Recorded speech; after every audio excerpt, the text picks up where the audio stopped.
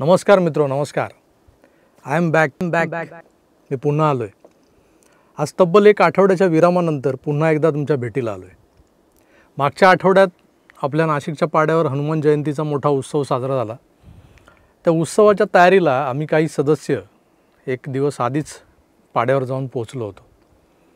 हनुमान जयंतीच्या दिवशीचा जन्मसोहळा, अभिषेक, पूजा, महाआरती असा सगळा जामानिमा आटोपल्यानंतर समस्त गावकऱ्यांसाठी महाप्रसादाचं आपण आयोजन केलेलं होतं. शुक्रवारी पाड्यावर पोहोचण्याआधी गुरुवारी दिवसभर मी आणि माझे सहकारी कमलेश शर्मा आम्ही या महाप्रसादाच्या सामानाच्या खरेदीला लागलो होतो.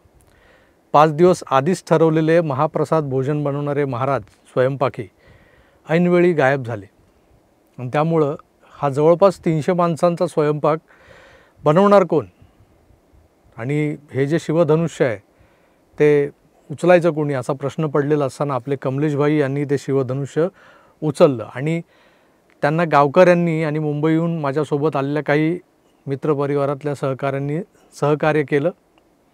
रामायणात त्या मारुतीरायानं द्रोणागिरी पर्वत उचलला होता, तर इथं हनुमान जयंतीच्या महाप्रसादाचा स्वयंपाक बनवण्याचं शिवधनुष्य आकार परिवारानं उचललेलं होतं. प्रभू श्रीरामाच्या आशीर्वादानं ते आपण सहज पेललं.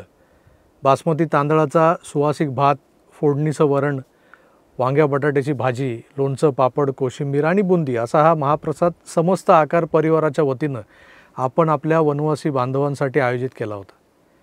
माझी गाडी चालवणाऱ्या माझा सहकारी कमलेश शर्मा हा उत्तर भारतीय बांधव पहिल्यांदा या पाड्यावर आला होता, पण तिथल्या वातावरणानं त्यालाही भुरळ पाडली होती. आज बजरंग बली का जन्मदिन है, जोर से जयकारा लगाएंगे उनका. बोलिए बजरंग बली की. मैं आप लोगों को सही बताऊं, कल से ही सर के साथ में यहाँ आया हुआ हूँ और जरा सा भी मुझे ऐसा लगता है कि यहाँ से जाओ ही यहीं रहने का.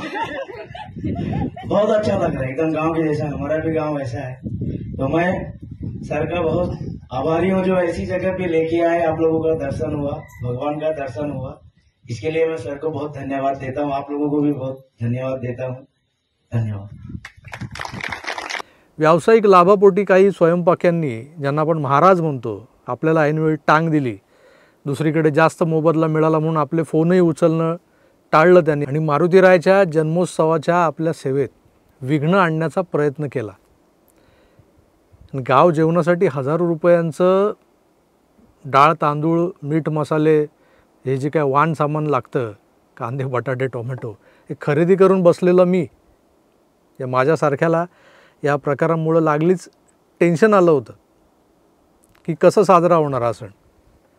ते टेन्शन दूर केलं ते अयोध्या नगरीतल्या एका रामभक्तानं. हा कमलेश शर्मा मूळचा अयोध्येच्या जवळच्या एका गावात राहणारा. या सहकार्याबद्दल त्या रामभक्ताचा आपण यथोचित सत्कारही केला पाड्यावर.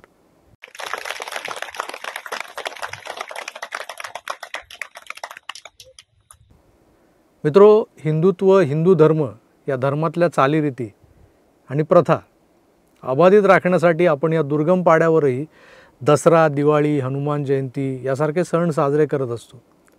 हे धर्मकार्य आहे, हे देवकार्य आहे. त्यामुळे या कार्याला येणारी प्रत्येक अडचण, या कार्यात येणारा प्रत्येक अडथळा हा तो परमेश्वरच दूर करत असतो. तर मधला काही काळ हा आपल्या कसोटीचा असतो.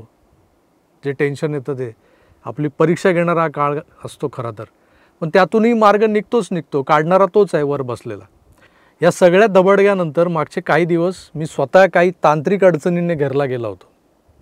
पुढचा मार्ग दिसत नव्हता, करायचं काय. पण कालपासून जरा या अडचणींना ओहोटी लागलेली आहे. कमी होत चालल्या त्या अडचणी, मार्ग दिसतोय. तेव्हा आजपासून मी पुन्हा तुमच्यासमोर हजर झालो आहे, पुन्हा त्याच जोशात आणि त्याच आवेशात. मागच्या 5 दिवसात आपल्या चॅनलवरून व्हिडिओ अपलोड झाले नाहीत. दरम्यानच्या काळात तुमच्यापैकी अनेकांनी फोन करून, मेसेजेस करून, व्हॉट्सअपवर, जुन्या व्हिडिओच्या कमेंट्सखाली, फेसबुकवर माझ्या काळजीनं विचारपूस केली. त्या सगळ्यांना आश्वस्त करतो आहे, all is well, I am okay and I am back. असंच प्रेम करत राहा, कारण तुमच्या या निर्व्याज प्रेमावरच हा सगळा डोलारा उभा आहे आणि टिकलेला आहे, नुसता उभा नाही आहे. पाड्यावरच्या हनुमान जयंतीचा एक सेपरेट व्हिडिओ मी उद्या टाकणार आहेच, काय झालं कसं झाला तो कार्यक्रम. तुर्तास मी इथेच थांबतो, पण थोड्याच वेळात एका खुसखुशीत राजकीय विषयावरच्या विवेचनासह पुन्हा येतोय. तोवर आपली काळजी घ्या आणि पाहत राहा आपलं आवडतं यूट्यूब चॅनल आकार DG9. धन्यवाद. नमस्कार.